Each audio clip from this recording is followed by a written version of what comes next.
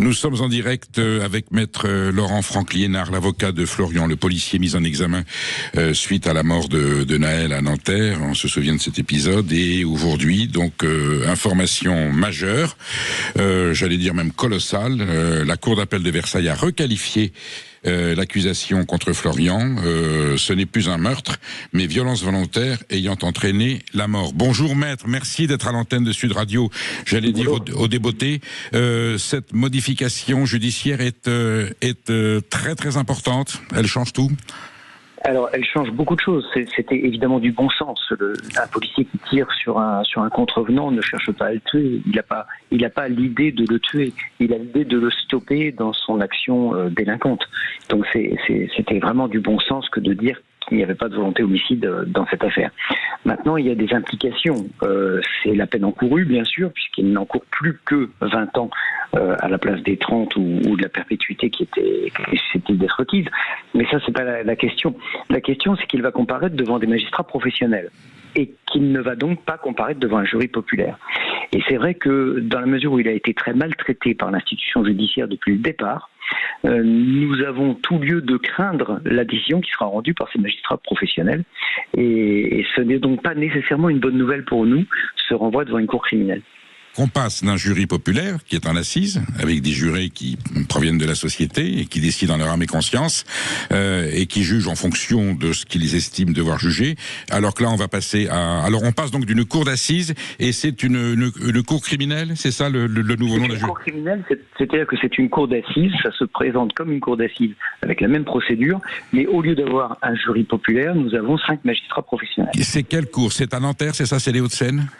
C'est à Nanterre. Bon, et là vous dites, au vu de l'évolution de la magistrature, autant avec la cour d'assises, ils pouvaient risquer le maximum, mais également que les jurés décident qu'il y ait non-lieu, qu'ils considéraient qu'il y a eu légitime défense, alors que là, avec les magistrats, on sera jugé en termes strictement de droit, avec un risque, si je comprends bien, d'interprétation de la part des magistrats de cette requalification. C'est-à-dire qu'ils peuvent quand même... Alors on sera même jugé en droit, parce que manifestement, quand on regarde les motivations de la Chambre de l'instruction de ce matin, on tombe un peu de l'armoire. Les magistrats considèrent que le policier pouvait légitimement penser qu'il y avait un danger à laisser repartir ce véhicule, mais en même temps qu'il ne fallait pas tirer dans l'habitacle.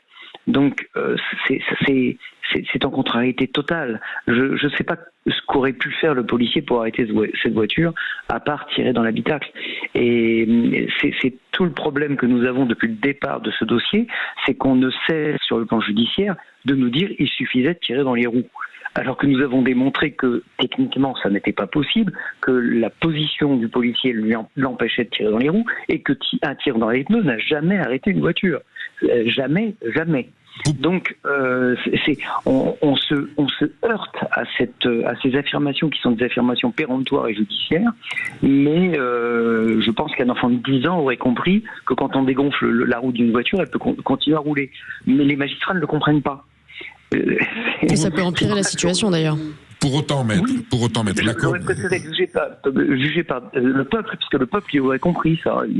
Il ne se laisserait pas emporter par des considérations qui ne sont pas des considérations de bon sens. Pour autant, maître, c'est une cour d'appel, celle de Versailles, qui a considéré de façon définitive que Florian n'a pas tué délibérément le jeune Naël, qu'il a fait usage de son arme. C'est une nuance qui est gigantesque. Hein, oui, il n'a pas fait exprès, il n'y a pas préméditation d'assassinat, il a usé de son arme. Alors ensuite on peut juger s'il a usé de bonne ou de mauvaise façon, mais en tout cas la qualification de meurtre qui était la plus accablante, en tout cas est évacuée par une cour d'appel, c'est pas n'importe qui. Non, tout à fait. Ça c'est très favorable, hein. Bien sûr, ça c'est très favorable. Et cette qualification de meurtre, elle était très infamante, c'est vrai. Le policier qui a tiré voyait ça très mal d'être traité de meurtrier.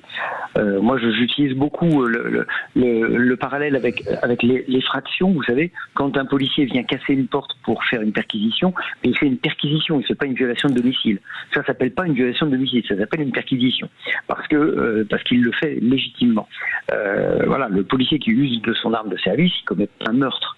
Et c'était très infamant de le prétendre. Quelle sera la juridiction d'appel en cas de condamnation par la Cour criminelle des Hauts-de-Seine à Nanterre de Florian? S'il fait appel, quelle sera la juridiction d'appel? Ce sera une cour d'assises d'appel avec un jury populaire cette fois-ci. Mais à quel endroit?